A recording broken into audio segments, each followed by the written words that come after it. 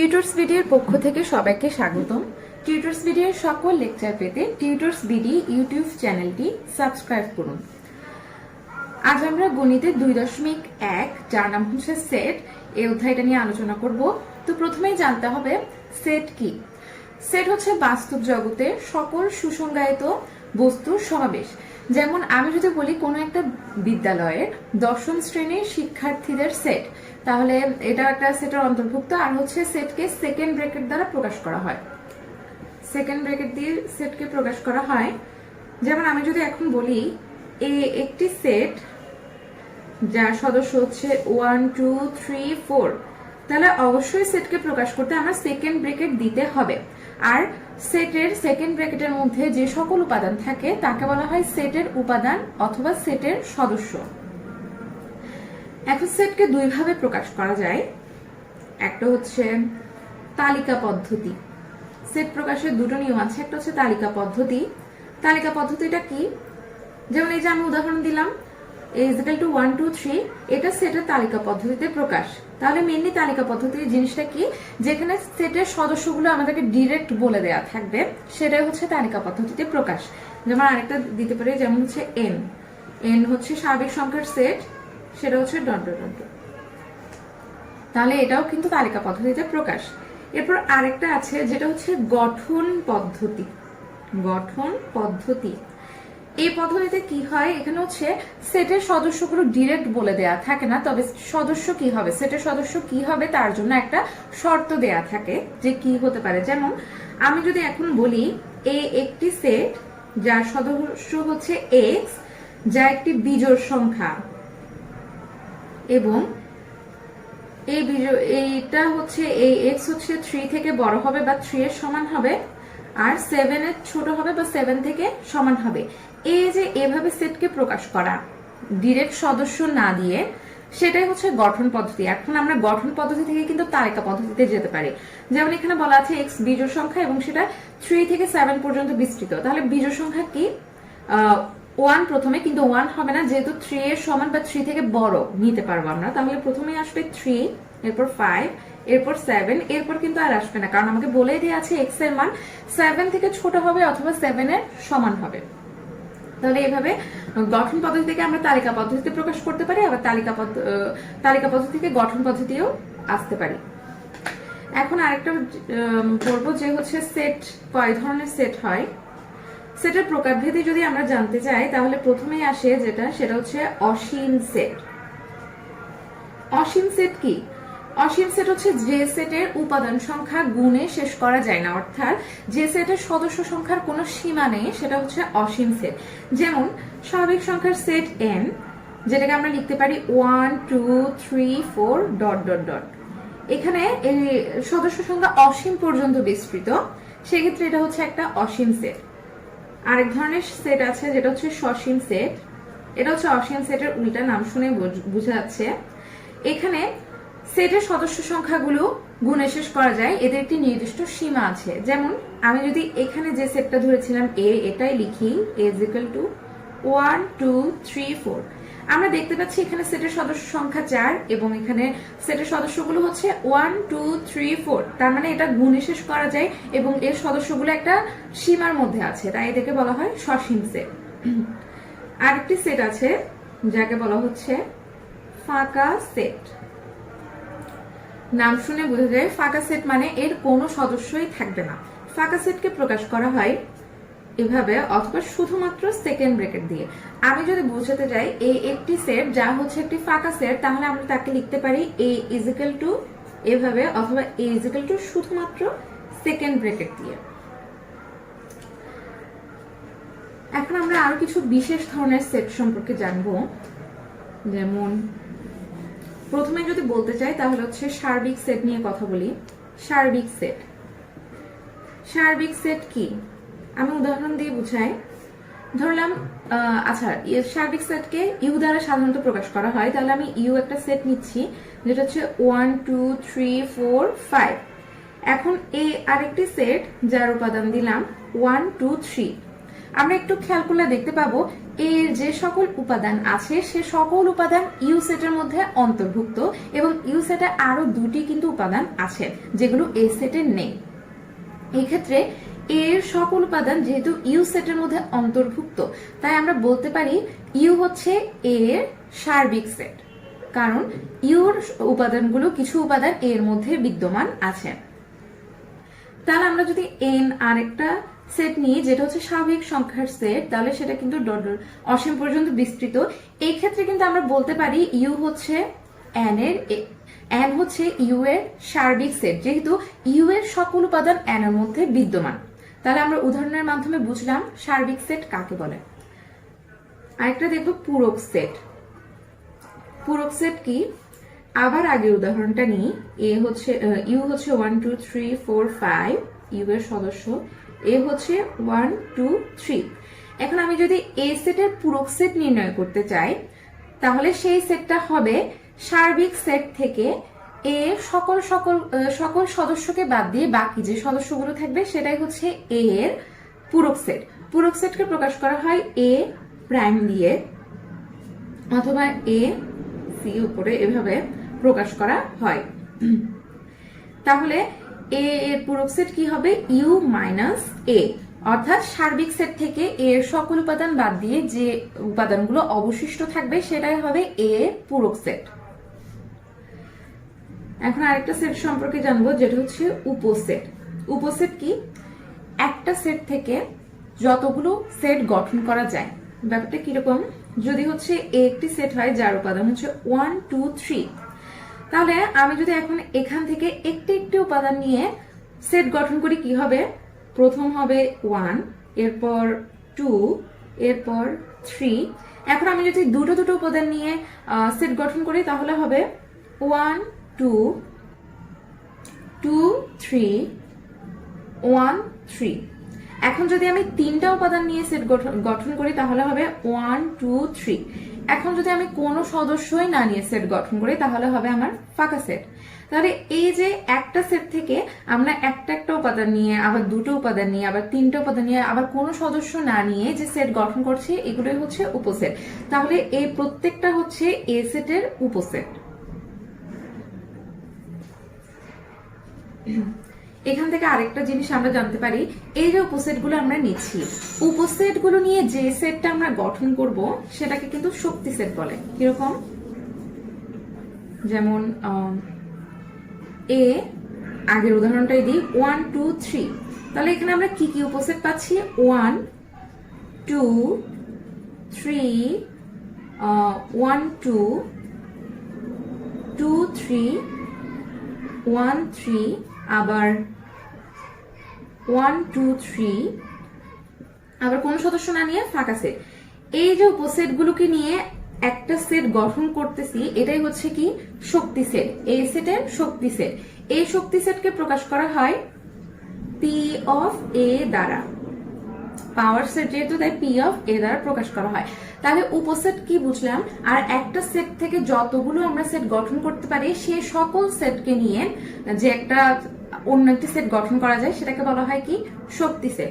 আরেকটা উদাহরণ দিই, যেমন এর কোনো উপাদান নাই, ফাঁকা সেট ধরলাম। এই ফাঁকা সেট থেকে যদি আমি শক্তি সেট গঠন করতে চাই তাহলে আমার পি অফ এ হবে ফাঁকা সেটকে নিয়ে যে সেটটা আমরা গঠন করতে পারছি, কারণ এখানে আমরা উপসেট শুধু গঠন করতে পারবো কি ফাঁকা সেট। এখন আরেকটা নিলাম যে 1, তাহলে পি অফ এ যদি আমরা নির্ণয় করতে চাই, এখানে আমরা কয়টা উপসেট পাবো? একটা হচ্ছে 1 আর একটা হচ্ছে ফাঁকা সেট। এই উপসেট দুইটাকে নিয়ে যে সেট গঠন হচ্ছে এটা হচ্ছে এ এর পাওয়ার সেট। আবার এর যদি আমি দুটো উপাদান নিয়ে কাজটা করি দেখা যাবে পি অফ এ। আচ্ছা, প্রথমে উপসেটগুলো নির্ণয় করি।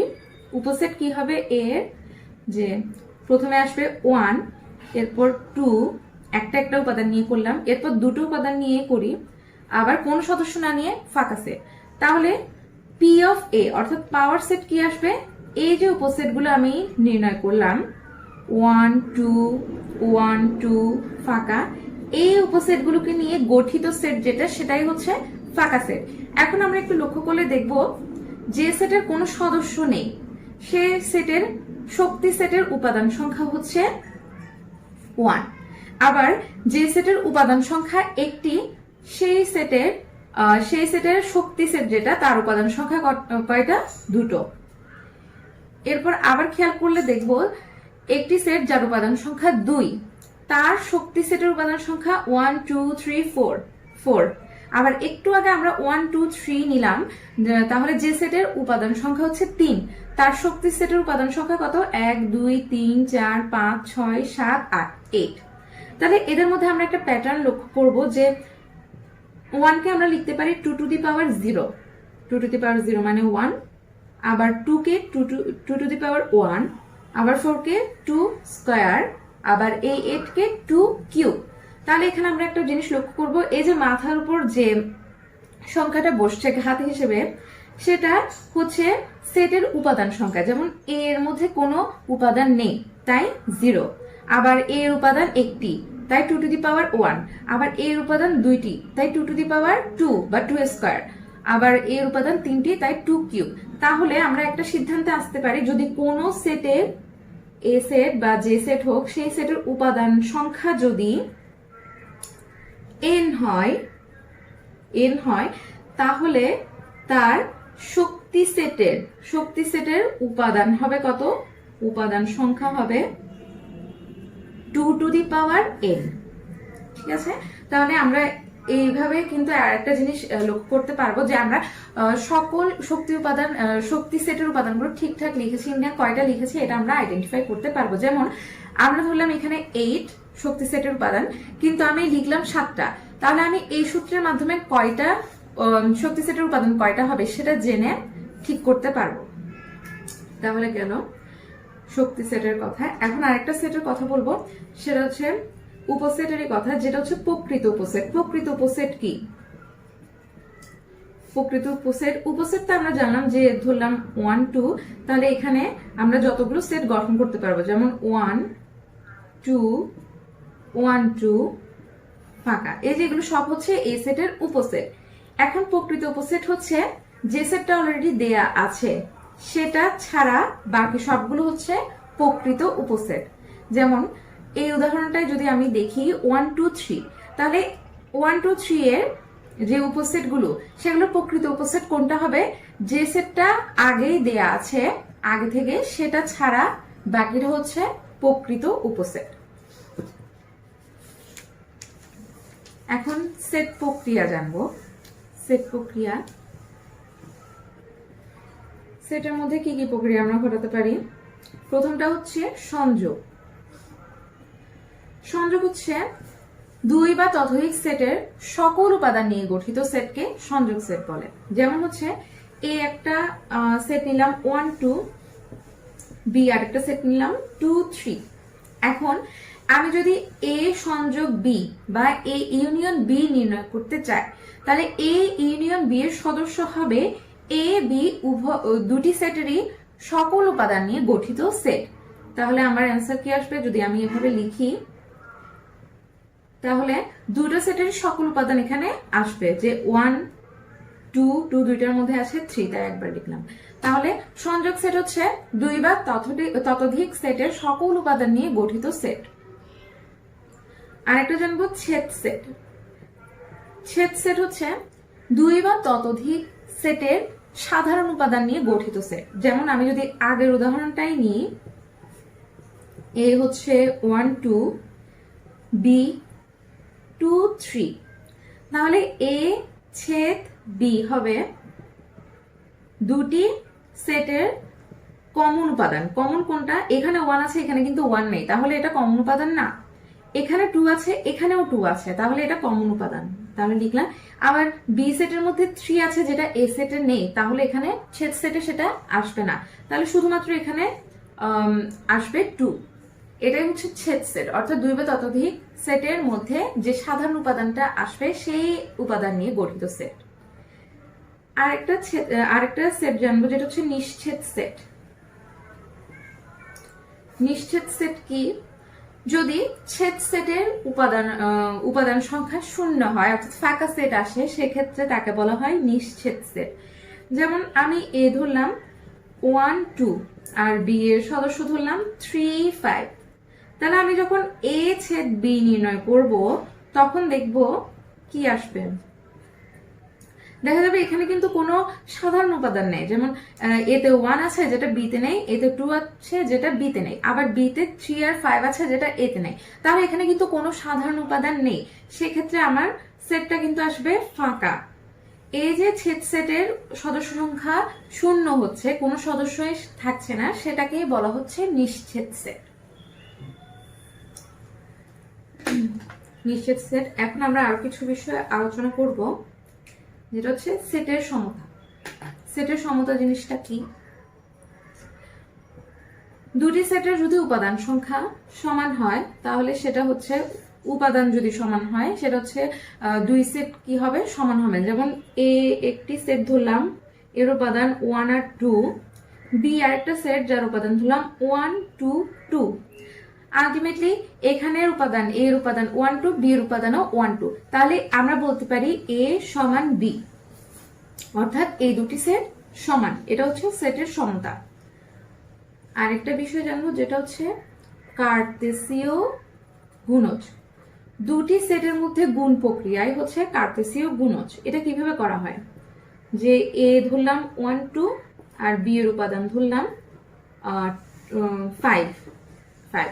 তাহলে আমরা যখন দুটি সেট গুণ করব, এই গুণটাকে বলা হচ্ছে কার্তেসীয় গুণজ। এখন এই যে আমরা গুণ করছি, এটা কিভাবে করব?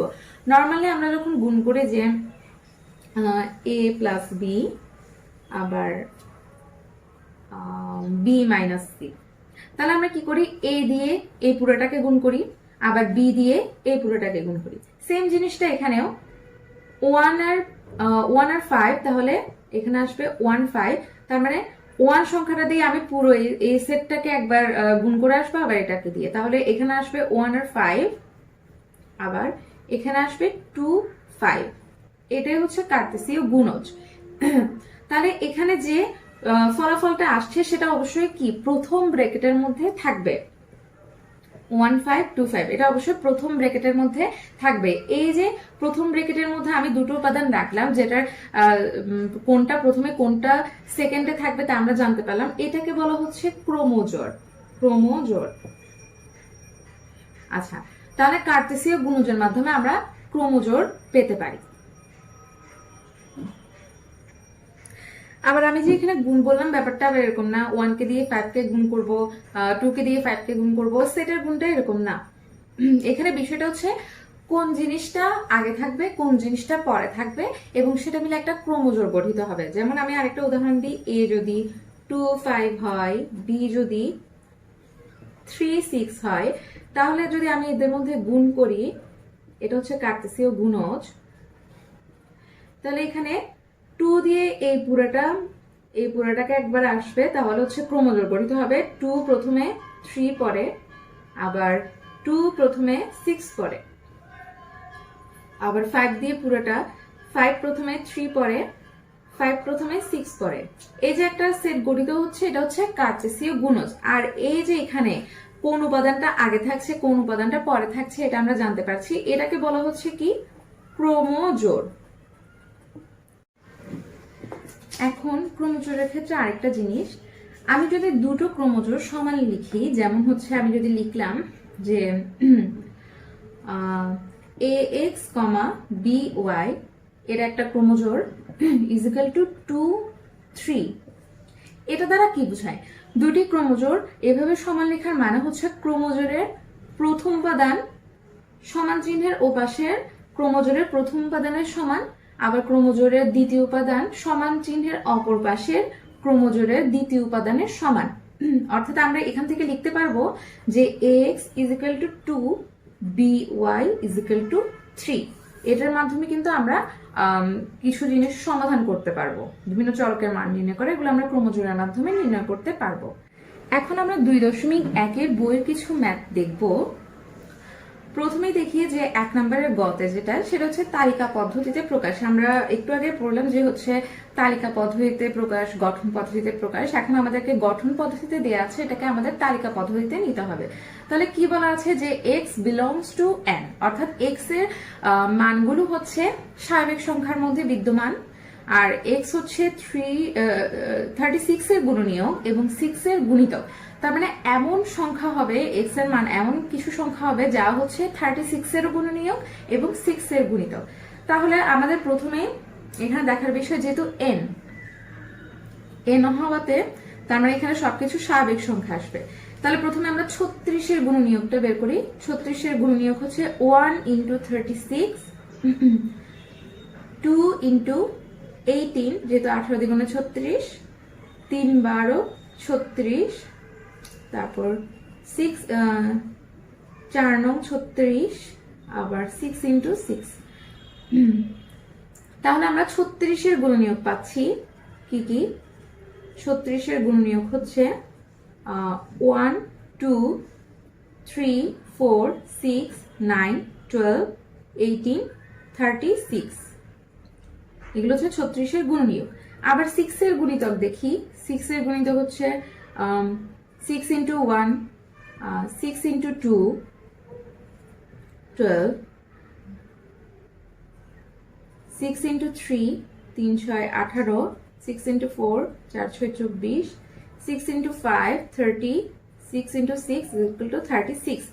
তাহলে এখানে 6 এর গুণনীয়ক 6 আছে, যেটা হচ্ছে 36 এর গুণনীয়কের সাথে যায় 6। আবার 6 দ্বিগুণে 12, যেটা 36 এর গুণনীয়কে বিদ্যমান 12, 3 6 18, যা 36 এর গুণনীয়কে বিদ্যমান 18, আবার 6 6 36, এই 36, এটা হচ্ছে 36 এর গুণনীয়কের মধ্যে বিদ্যমান।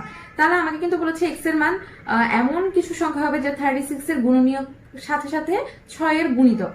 তাহলে সেক্ষেত্রে আমার এক্স এর মান কি আসবে? যদি আমি এই সেটটাকে এ ধরে নিই, তাহলে সেক্ষেত্রে আমার আসবে 6 12 18 36, এই যে এই সংখ্যাগুলো, যা হচ্ছে 36 এর গুণনীয়কের মধ্যেও পড়ে, আবার 6 এর গুণিতকের মধ্যেও পড়ে। তাহলে আমার অ্যান্সার হবে 6 12 18 36, এবং অবশ্যই এটা সেট মানে সেকেন্ড ব্র্যাকেটের মধ্যে থাকবে সেট প্রকাশের জন্য। এখন 4 নাম্বার দেখব। 4 নম্বরে আমাকে ইউ দেয়া আছে, যা একটি সার্বিক সেট। আমরা দেখতে পাচ্ছি, কারণ বি আর সি এর উপাদান সবগুলো কিন্তু ইউ এর মধ্যে বিদ্যমান। এখন আমাকে নির্ণয় করতে হবে বি ইন্টারসেক্ট সি। আচ্ছা, প্রথমে আমরা বাম পক্ষটা দেখি, যে প্রথমে আমাকে নির্ণয় করতে হচ্ছে বি ইন্টারসেক্ট বা বি ছেদ সি। তাহলে যদি আমরা লিখি 2 4 6 3 4 5 6 7, আমরা জানি যে ছেদ সেট কি? দুটি সেটের মধ্যে যে সাধারণ উপাদানগুলো নিয়ে গঠিত সেট। তাহলে সাধারণ কি কি? এখানে 2 আছে, কিন্তু এখানে 2 নেই, তাহলে এটা হবে না। তাহলে এখানে 4 আছে, এখানেও 4 আছে, এখানে 6 আছে, এখানেও 6 আছে, তাহলে 4 6, বাকিগুলো সাধারণ উপাদান নয়। বি ছেদ সি হোল প্রাইম, তার মানে এটা পূরক সেট। পূরক সেট মানে সার্বিক সেট থেকে সেই সেটটা বিয়োগ, যার পূরক সেট আমরা নির্ণয় করব। যেহেতু বি ছেদ সি হোল প্রাইম, তার মানে বি ছেদ সি পুরোটাই ইউ থেকে বিয়োগ যাবে। তাহলে ইউ হচ্ছে 1 2 3 4 5 6 7, আর বি ছেদ সি হচ্ছে বের করলাম 4 6। তাহলে এই পুরোটা থেকে 4 6 উপাদান বাদ দিয়ে যে উপাদানগুলো অবশিষ্ট থাকবে তাই হবে। তাহলে 1 2 3, যেহেতু 4 ওই পাশে আছে বিয়োগ চলে যাবে, তাহলে থাকছে 5 আর 7। তাহলে আমার বি ইন্টারসেক্ট সি হোল প্রাইমের মান আসলো এটা। এখন আমরা ডান পাশের মানটা নির্ণয় করব। বি প্রাইম, বি প্রাইম মানে বি এর পূরক সেট, তার মানে সার্বিক সেট থেকে বি সেট বাদ। তাহলে ইউ হচ্ছে 1 2 3 4 5 6 7 মাইনাস বি হচ্ছে 2 4 6। তাহলে 2 4 6 বাদ দিয়ে যা অবশিষ্ট থাকে 1 3 5 7, তাই না? 2 4 6 বাদে 1 3 5 7। এখন হচ্ছে সি প্রাইম, তার মানে সি এর পূরক সেট।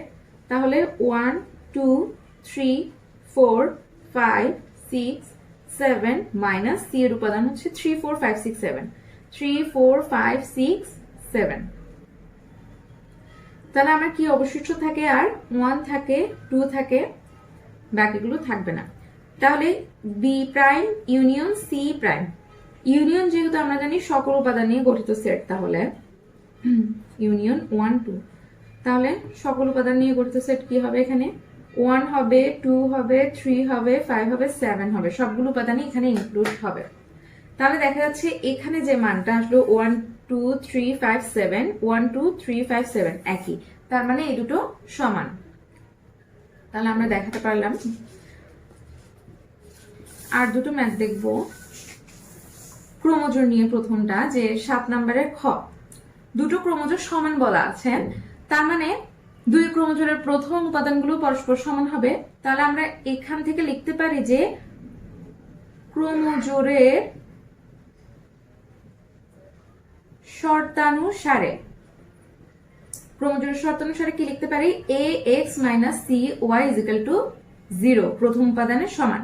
আবার লিখতে পারি a² - c² = ay - cx, দুইটা সমান। তার মানে আমার এখানে কিন্তু দুটো সমীকরণ আমরা পেলাম।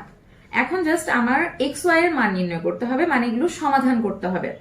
তাহলে আমরা প্রথমে 1 হতে পাই লিখতে পারি, 1 হতে পাই ax = cy, তাহলে x = আমরা লিখতে পারি cy/a, এটা 3 নাম্বার সমীকরণ। এখন 3 হতে x এর মানটা আমরা 2 এ বসাতে পারি, তাহলে a² - c² = ay - c into cy/a, তাহলে a² - c² ay - c²y/a। তাহলে a যদি আমি এখন লসাগু নিই, তাহলে আমার আসবে a² y - c²y। এখন আর গুণন করে দিই, ওয়াইটা এই পাশে নিয়ে আসলে এখান থেকে ওয়াই কমন যায়, তাহলে আমরা a² - c² লিখতে পারবো। আর এটা যদি গুণ করে দিই, তাহলে a into a² - c², তাহলে y = এটা ভাগ আকারে চলে যাবে পাশেরটা। তাহলে এই দুটো টার্ম একই, তাহলে কাটাকাটি গিয়ে আমার থাকছে শুধু a, তাহলে y এর মানটা হচ্ছে a। তাহলে x এর মান কি হবে, 3 হতে পাবো যে c into y, y এর মান পেলাম a = c, কাটাকাটি গিয়ে c। তাহলে xy = আমরা লিখতে পারি x এর মান c, y এর মান হচ্ছে কত, a। এটাই হচ্ছে আমাদের উত্তর। লাস্ট আরেকটা ম্যাথ দেখবো।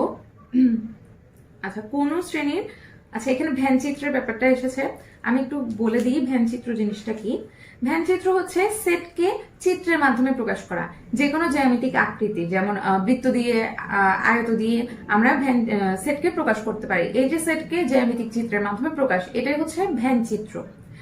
এটা করার মাধ্যমে আমরা ভ্যানচিত্র সম্পর্কে আইডিয়া নিব যে কোন শ্রেণীর 30 জন শিক্ষার্থীর মধ্যে 20 জন ফুটবল এবং 15 জন ক্রিকেট পছন্দ করে। তাহলে এখানে দুটো সেট আসবে, একটা হচ্ছে যারা ফুটবল পছন্দ করে, আর একটা সেট আসবে যারা ক্রিকেট পছন্দ করে। উভয় খেলা পছন্দ করে 10 জন, তাহলে উভয় খেলা, তার মধ্যে দুটো সেটের মধ্যে সাধারণ একটা কি আসবে, আমার সাধারণ একটা ক্ষেত্র আসবে যার মান হচ্ছে 10। কতজন শিক্ষার্থী উভয় খেলা পছন্দ করে না, তা ভ্যানচিত্রের মাধ্যমে প্রকাশ করো। তাহলে ভ্যানচিত্রের মাধ্যমে এটা আমাদের দেখাতে হবে। তাহলে দুটো সেট আমরা নিচ্ছি এ আর বি, সেটাকে প্রথমে বৃত্তের মাধ্যমে আমরা প্রকাশ করলাম যে এটা হচ্ছে এ সেট, এটা হচ্ছে বি সেট। এদেরকে আমি ছেদ করালাম কেন, কারণ এদের মধ্যে একটা ছেদ সেট বিদ্যমান, অর্থাৎ উভয়ের মধ্যে একটা সাধারণ উপাদান আছে যার মান হচ্ছে 10, এই কারণে এদেরকে আমি ছেদ করালাম। তাহলে এ বি, তাহলে এ এর মান হচ্ছে, এ হচ্ছে যারা ফুটবল খেলা পছন্দ করে যার মান হচ্ছে 20, তার মানে পুরো এর মান হচ্ছে এ সেটের সদস্য সংখ্যা 20। আবার বি সেট যারা হচ্ছে ক্রিকেট পছন্দ করে, তাহলে ক্রিকেটের সম্পূর্ণ বি সেটের উপাদান হচ্ছে কত, 15। এখন এ আর বি এর মধ্যে যে ছেদ সেট বিদ্যমান, তার মানে এদের মধ্যে যে সাধারণ উপাদান তার সদস্য সংখ্যা হচ্ছে 10। আচ্ছা, এখন আমাকে বলা আছে প্রথমে যে কোন শ্রেণীর 30 জন শিক্ষার্থী, অর্থাৎ পুরো শ্রেণীর সদস্য সংখ্যা হচ্ছে 30, তাহলে এটা হচ্ছে আমাদের সার্বিক সেট, যেটা হচ্ছে 30, সার্বিক সেট 30, যেটাকে ইউ দ্বারা প্রকাশ করে এবং সেটাকে আমি আয়তকার হিসেবে, আয়তক্ষেত্র হিসেবে দেখলাম যার মান হচ্ছে 30।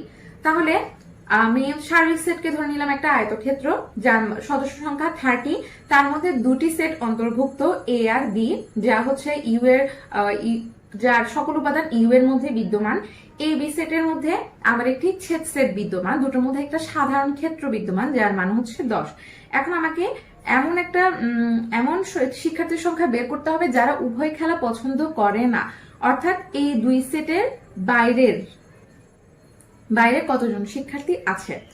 তাহলে প্রথমে আমরা দেখি যে এখানে যে 20 মানটা এটা কিন্তু পুরো এ সেটের মান, তার মানে এখানে যে 10, এই 10টাও এই 20-এর মধ্যে ইনক্লুডেড, অন্তর্ভুক্ত আছে। তাহলে আমরা শুধুমাত্র ফুটবল পছন্দ করে এমন শিক্ষার্থীর সংখ্যা বের করব। পছন্দ করে এমন শিক্ষার্থী কতজন হবে? এই যে উভয়ের মধ্যে যে একটা কমন একটা এরিয়া আছে সেটা বাদ দিলে, তাহলে 20 মাইনাস 10 জন, তাহলে 10 জন। এরপর শুধু ক্রিকেট পছন্দ করে এমন শিক্ষার্থী, তাহলে একইভাবে এখানে যে 15 মানটা দেয়া আছে সেটা হচ্ছে পুরো বি সেটের সদস্য। তাহলে এই বি সেটের মধ্যে এই 15 জনের মধ্যে এমন 10 জন আছে যারা কিন্তু ফুটবলও পছন্দ করে। তাহলে আমরা শুধু ক্রিকেট পছন্দ করে জাস্ট এতটুকু লাগবে, সেটা হচ্ছে 15 থেকে 10 মাইনাস। তাহলে শুধু ক্রিকেট পছন্দ করে 15 মাইনাস 10 জন, তাহলে কতজন আসে? 5 জন। তাহলে এখন আমরা পেয়ে গেলাম শুধু ফুটবল পছন্দ করে 10 জন, শুধু ক্রিকেট পছন্দ করে 5 জন, আর উভয় পছন্দ করে 10 জন। ঠিক আছে, তাহলে কোনো না কোনো খেলা পছন্দ করে এমন শিক্ষার্থী